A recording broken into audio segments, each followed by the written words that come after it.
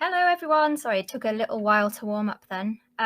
Welcome to our final Lunch and Learn session of the academic year. It's great to see quite a lot of you in already. I wasn't sure what the numbers would be like with it being the end of the school year and sports events and everything going on. So no, really good to see all of you here. Do pop your name in the chat. Would be good to hear from you, who you are, where you're logging in from. And if you've got any questions throughout the Lunch and Learn session today, do pop them in the chat. We'll see what time we've got at the end. If we've got any time, I will answer some of those questions, but if not, we'll try and follow up with them through email. We'll get back to you that way. So yeah, we'll make a start. Thanks. I can already see a couple of you popping your names and where you're coming in from in the chat. So good to hear from you all. Right, I need to just make sure I've got my laptop plugged in.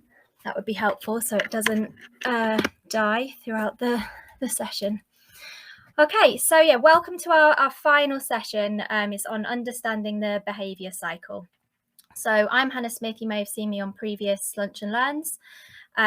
We're going to talk today about what the behaviour cycle is, most importantly. So some of you might be attending today thinking, I'm not really sure what the behaviour cycle is and I'd like to hear more about it. Some of you might have an idea and here to learn more. So we'll go through what that actually is. We'll go through the steps into using the behaviour cycle, what those are, and then the considering strategies and how we map those out onto the behaviour cycle. We'll also look at an example, and then we'll come to any questions at the end, as I say, if we have time, but if not, we'll follow them up through email. So do pop them in throughout. Okay, so what is the behaviour cycle? So I'll show you the visual of it in a couple of slides because that will sort of piece it all together in your heads. But essentially it was adapted from the crisis curve or escalation curve, some of you might be familiar with. And it's a tool that can be used to map out what we're seeing, what we're observing across the 4 different zones. And when we get to looking at the visual of the behaviour cycle, you'll recognise, those of you that are familiar with zones of regulation, that it's the same colours. So you've got the green, the yellow, the red, the blue zones. So it can then be used alongside those emotional regulation programs if there's a zones of regulation program in place or considering putting that in place for the young person. But this tool can be particularly helpful for those that are supporting the young person or for the individual themselves if they're finding it difficult to identify, express or describe their own triggers, their own feelings, emotions, and those behaviours, those actions that we see, that we observe. So it can be really helpful just to map out what we're seeing to support that understanding of the zones for the young person and those supporting them. And then what we can do is we use it sort of as a dual function. So you've got what we're mapping out, what the different zones look like, and then we'll map out what the strategies look like dependent on what we're observing. So we're observing these green zone behaviours. What are those behaviours? And then how do we respond? What are the strategies that we can put in to support? So why is it useful? I've just touched on a little bit there in terms of how it can be that helpful visual representation of what we're observing and allows us then to put in some very clear strategies based upon what we're observing. So brings the team together. I have to say the way that I use this when I work with schools, the main feedback that I get from those that I'm working with is that they found it so valuable to get together as a team and have that group reflection. If it's not done as a team, I don't think it can be as effective because you've got to have that consistent, clear approach across everybody, understand what everyone's observing and ensure that you've all had those group discussions and in agreement in terms of what's being put in place. So yeah, really key that it's used in a team exercise and done with everybody that's important to that young person present. It helps to build then that consistent understanding of what we're observing. And then, as I touched on earlier, because it's visual, it can then be used with the individual if that's something that's appropriate for them, and look at them sort of mapping out their own behaviour cycle, what they the body sensations that they're experiencing, and what they're kind of recognizing themselves, and then what strategies can be put in place to support them. What I also hear when I use this tool with schools, parents that I work with, that's helpful is that it can allow you to identify the early warning signs to implement strategies to then prevent that escalation into the red zone. So that can be really useful, identifying what those early warning signs, because sometimes they can be quite discreet. You can also consider the team's or parents' own behaviour cycles, so reflecting on where you might be within that cycle. So if the young person's maybe gone to the peak of the cycle, they've been in the red zone, but they're escalating back, they're bringing sort of calming down back to green, you may still be up at that red space yourself. So reflecting on your own regulation strategies and what you as staff supporting or as parents can do to best support yourselves in those moments, whilst also supporting the young person. Okay, so we'll have a look now at the behaviour cycle itself. So hopefully, whilst I was just rambling on, this will now make a bit more sense. So this is a visual of the first behaviour cycle tool that we use. So this is where we map on what we're observing across those different zones. So I'll talk through those different zones now, and the steps to completing the behaviour cycle.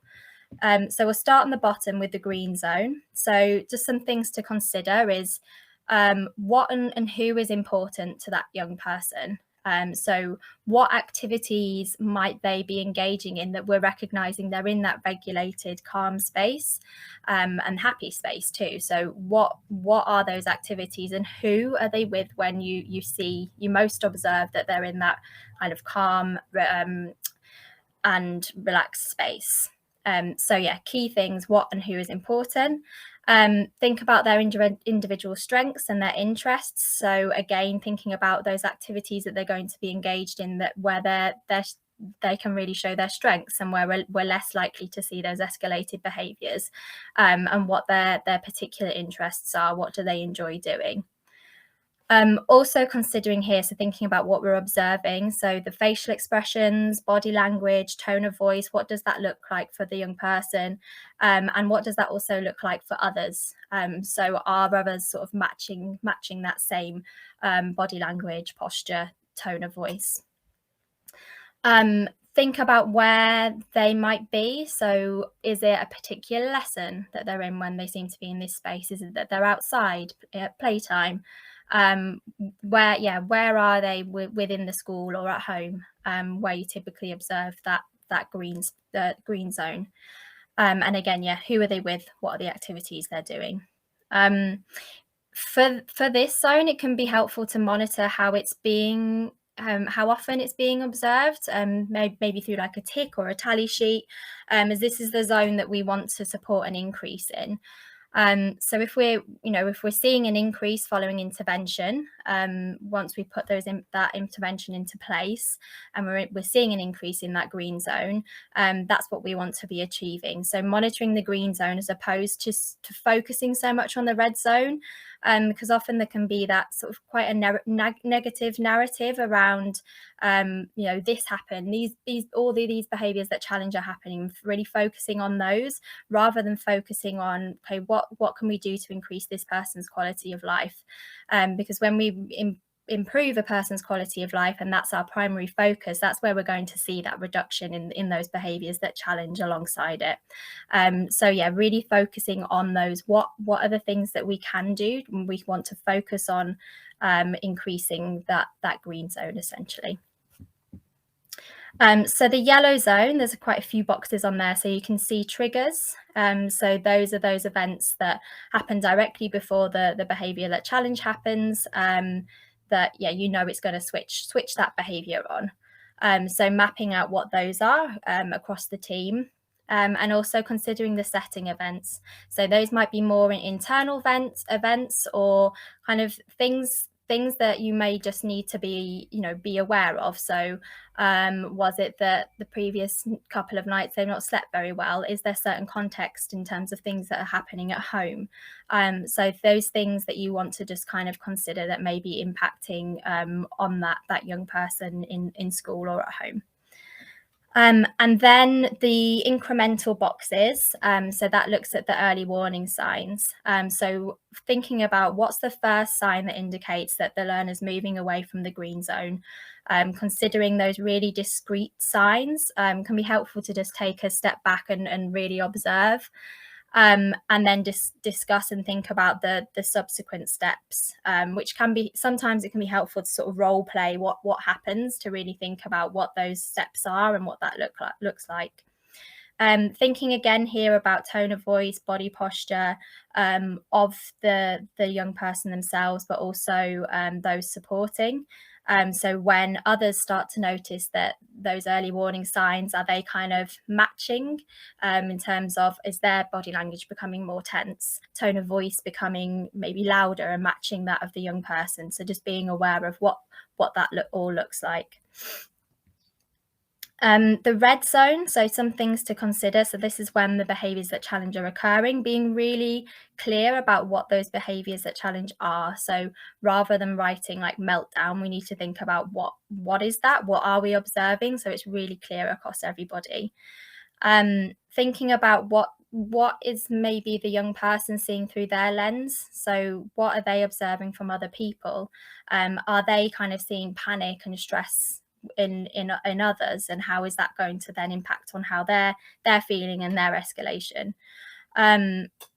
Is there lots of talking when they're in this zone? What are other people doing? Are they giving too many choices? Are there physical restraints being used or restrictive practice, and how is that kind of impacting? But really thinking about all of those things that the young person's seeing through their lens and what's happening at that time. So, and also thinking about, how are you feeling yourself as someone who's supporting? What does that look like and feel like for you? The little squiggly line, that just considers that there may be situations that could perhaps re-trigger that escalation. So it may start to calm down, and then we hit a re-trigger of that. So just being cautious and thinking about those triggers that may sort of reoccur and prevent that de-escalation.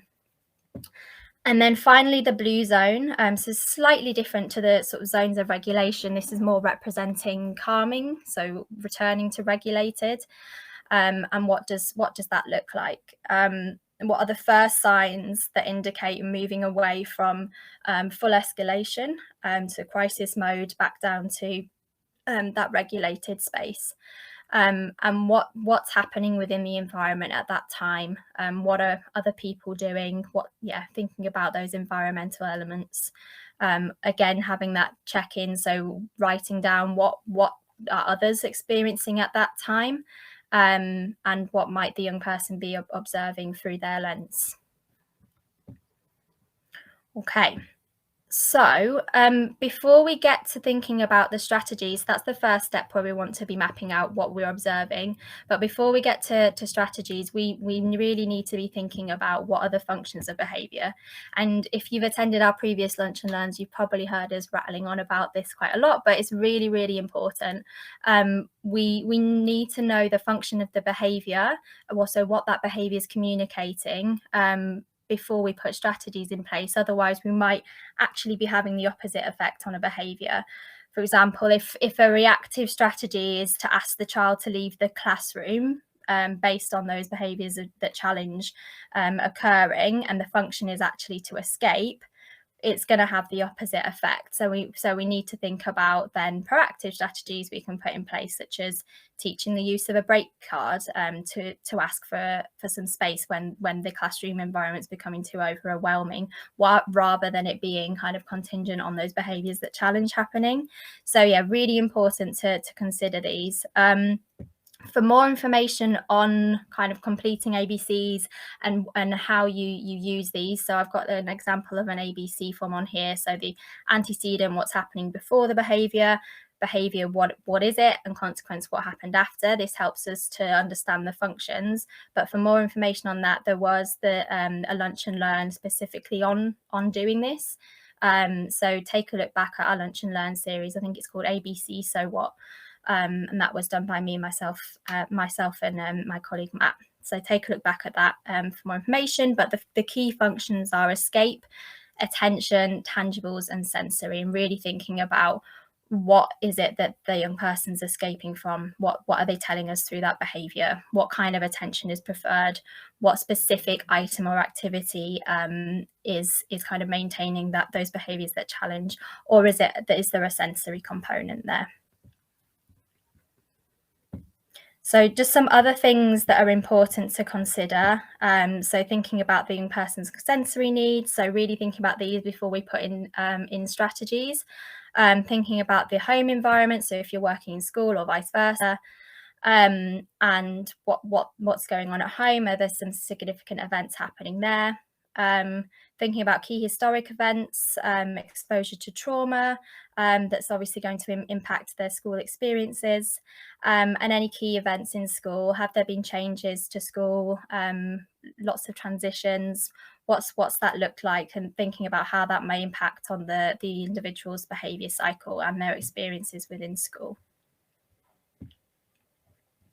Okay, so we'll move now to thinking about the strategies. So as you can see, this tool looks very similar to the first one, except we've got 4 boxes on here. So looking at those same zones, but now just zooming in on the strategy. So this is what we're observing in the green zone, and now this is what we do when we're observing those green zone behaviours.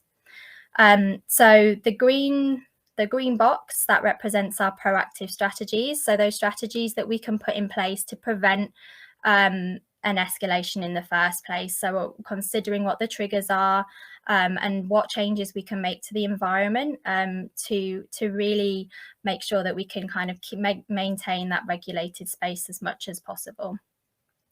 The active strategies in the yellow box, so that's what we can do to prevent that full escalation. So what can we do when we start to observe those early warning signs?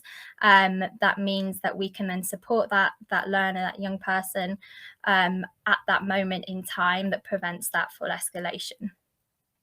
Reactive strategies looks at kind of, you're in that moment, the behaviours that challenge are occurring. So we've reached that point. What can you do at that moment in time? And the main priority should be to just keeping the young person safe and others safe. And then post-reactive strategies in the blue. So what do we do to support that de-escalation? And when they're back to a regulated space, what do we do then to kind of maintain that? So when we're thinking about proactive, active, and reactive responses, you kind of want to consider it like this. So we want to be doing proactive strategies and implementing those the majority of the time. Active strategies a smaller percentage of the time, and reactive is actually represents the smallest, because when we focus more on those proactive strategies, that's where we're going to be able to teach skills, change the environment, make those effective changes so that those behaviours that challenge don't need to happen in the first place. We have that understanding of what their behaviours are communicating and telling us, so that we can then support them in the most effective ways, so that they're not having to communicate those challenges through those behaviours that challenge, and they've got other ways of supporting and regulating themselves. So yeah, just take a second to think whether this represents your practice or whether there needs to be a slight shift in your thinking. So often I hear that there's more reactive responses, which is very natural, because when a child's in crisis, it's just, okay, we just need to act in the moment. What can we do to reduce this behaviour? But actually we need to really think proactively and think about what are those behaviours communicating, and focusing on those skills teaching and the environmental changes. So strategies also, as I was saying earlier, they need to be function based. So for example, If the function of behavior is to escape, it might, for example, be teaching I want a break, using a break card, whatever that might be. If it's attention, it might be providing attention through, other ways of them seeking that attention, through taps on the shoulder, whatever that might be. Same with tangibles. If it's to access a particular item, teaching them how to request that item or to have more time. Or if it's sensory, we'd only really want to be putting interventions in if the behavior in itself is actually harmful for the young person. If it's not harmful, we wouldn't be wanting to be putting an intervention in. But if it is harmful, it would be providing the individual with an appropriate space to engage in that behavior, or an alternative way that's still giving that same feedback. So we'll have a look now at some strategies, some proactive strategies, active strategies, reactive and post-reactive. These are kind of general ones, because to be really person-centered, we need to make sure that we've got all of that information about the young person, and we understand what the functions of the behavior are. But these are just some kind of general ones to consider. So when we're thinking about proactive strategies, what I see so often that is really key is relationships. So establish a key adult to build rapport and facilitate those regular check-ins, engage in that young person's interests, consider that the attention levels, when are they able to access one-to-one attention if that's what's needed throughout the day, and social skill building too. So to support those peer interactions, routine, so getting those effective visual supports in place, really making sure that they are. I think sometimes there's the assumption that they are in place, but they're not maybe being used effectively. So that if there's an hour next board in place, that needs to be with the young person constantly throughout the day, not just kind of stuck on their desk. It needs to be active so that it can be used proactively. Incorporating interest into learning, considering their motivation. So yes, use of now and next. Building choice in where possible. Choice is really, really key. Building that sense of autonomy and collaboration with the young person. Regulation, so identifying those key calming strategies that need to be built then proactively into the child's day. So whether it be for a sensory diet, so not just in response to those behaviours that challenge, but making sure that we're giving them the opportunity to regulate throughout the day. And those teaching opportunities like the ones I just mentioned. So making sure that we've identified what the function of the behaviour is. And for example, if it's escape, then it's teaching them to ask for a break, or prompting that break when you see the early warning signs too. Some sort of general active strategies. So when we observe those early warning signs, so thinking about redirection, engaging in the young person's interests, thinking about those lower arousal approaches. So when you've considered kind of what your body language is, how you're coming across to the young person, thinking about how you can kind of adjust that, or things that you can do for yourself as an adult to regulate yourself, maybe it be taking a step away, tag teaming, whatever that needs to be, so that you can monitor your own tone of voice, your own body posture to model that calm. Consider the level of sensory input, whether they need kind of head speakers so they can, if it's too noisy, whatever it might be, depending on their own sensory needs, and reducing those demands. Prompting or modeling regulation activities or alternative communication. So this might be a point where, okay, you can see those early warning signs. I know that the classroom environment is something that can impact on them becoming overwhelmed. I'm going to prompt a break now. Validating and empathizing, and using that clear reduced language at this time too. So we're not kind of feeding in, we're not going to escalate the situation further. And then the red zone, so some general things to think about. So as I said earlier, that the key aim here is to keep the individual and others safe. So giving space, reducing that language. Scripts can be really useful here to ensure that that language is really consistent across everybody supporting, so that the young person's not hearing different messages. Scanning the environment for any potential risks, and then seeking support for yourself as that supporting adult, if that's what's needed at the time. And finally, those post-reactive strategies. So some general ones to think about that can be built in alongside those person-centered approaches too. So having that self-check-in. So you've just you may be just been supporting that learner and they've been in the red zone. Think about where you are. Are you ready to engage, even if the individual is themselves? Re-engage, but keep that language to a minimum. Restore that relationship, engage in their interests, and gradually reintroduce the routine or visual supports, and building that choice back into. Thinking about here what the regulation tools are, what those specific regulation activities are for the young person, and try to avoid talking about the red zone here. It's unlikely that the young person's ready for any reflection at this time. They need to be fully kind of back within the green zone if that's something that's even appropriate in the first place, because it's likely to perhaps re-escalate the situation. So we'll have a look at an example here. I won't spend too much time because I can see the time and we've not got too long left, and I want to have a little bit of time for questions. So just on this example here, this is just a general example of an amalgamation of some of the young people I've worked with. But so for this example person, the function of behaviour was attention, so to access that specific one-to-one time from adults. So you can see in setting events that there's a new baby sister at home. So those attention levels at home are being impacted, which are likely impacting in school as well, and seeking that adult attention. And also the function of those behaviours that challenge was to escape from demand to then access that one-to-one adult support or more increased adult support.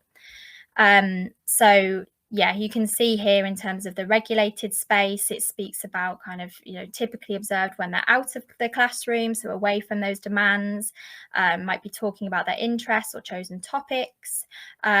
Mostly it's observed when they're having one-to-one time with adults. And then when you see those early warning signs, the first signs are sort of turning away, head in arms, may go to the toilet, may then curl up and say, I can't do it, throw, swipe small items, kick objects, and then progressing up into those behaviours that challenge. The triggers too, so considering those. So again, it's like what I said in terms of the functions of behaviour, it's those demands when they're placed, noisy environments and reduced adult attention. And then the calming down back to regulation might be ripping items from walls, additional staff are called to support, and then the young person might start gradually engaging and talking to staff members. So some examples of strategies that might be put in. So introducing a visual schedule. So if we know that the young person is trying to access that increased one-to-one time, clearly showing them where that one-to-one time is available and making sure that that's available frequently to start with throughout their day. One-to-one time to incorporate interests, so they've got those opportunities to talk about interests then. Setting up opportunities throughout the day for helpful activities that involve interactions with adults. So again, we're increasing that access to those adults. So yeah, lots of different examples there. There's break card there, thinking about asking for help too, if the work is becoming too demanding and they need to take a step away. Active strategies might be offering brain breaks, redirection, encouraging kind of that positive and using encouraging and positive language. And then reactive strategies, so keeping the number of adult support to a minimum where safe to do so, so that the behaviours, it's not learning through the behaviours, that's when the time when I get lots of adult attention, I can actually get that proactively. And then post-reactive might be continuing to kind of give space, but letting the young person know you're there, you're available, And then once you observe that those sort of calmer behaviours when they're re-engaging, then offer an activity such as Lego, but continuing to keep that language and demands to a minimum. Sorry, that was a bit of a whiz through that example there, but yeah, I wanted to go through those key points. So to summarize, it's important to complete the behaviour cycle, as I said, as a team to ensure that collaboration and really make sure that there can then be that consistent approach across everybody. But before doing that, making sure that those antecedent behaviour consequence forms have been completed across kind of two weeks, really, to get an understanding of what those possible functions of behaviour could be. So then you're correctly informing your strategies when you put them in. Also remembering to review the behaviour cycle at regular points, so particularly prior to end of year transitions. The young person's going to develop and change, so making sure that it's updated to reflect those changes. Okay, so questions. I think I'll answer one because I can see we've gone over time slightly, so apologies. So I can see one question. Let's have a look. So someone's asked, do you offer further training in this topic and do you work with individual schools? Yes, we do. So if you've got any questions, here's my email address here. You can reach out to us. We do work with individual schools, particularly through, this has been used through the fast responder service, which is our response to exclusions for autistic pupils and reducing those exclusions. So yeah, if you've got any questions in terms of the training that we can provide on this, do let us know. Okay, so sorry I didn't get a chance to answer all the questions, but I'll make sure I get back to you via email. So our next session, so this was the last of this academic year, but we will be restarting the autumn term with a brand new series of webinars. So we'll be reaching out to you all closer to the time with what those will be. If you weren't able to kind of join the full session today, you kind of had to dip in and out, you can catch up online. I know my colleague will send you the details, and they'll also email across the templates for the behaviour cycle too. And if you watched today and you found it helpful and you want to make any donations, you can scan the QR code that's on the screen right now. But yeah, thank you so much everyone for attending. It was great to have so many of you here so close to the end of the school year. And I hope you all have a lovely summer. For those that are taking a summer holiday, I'm not. I'm going to still be working. But yeah, thank you all for attending, and we'll see you next year.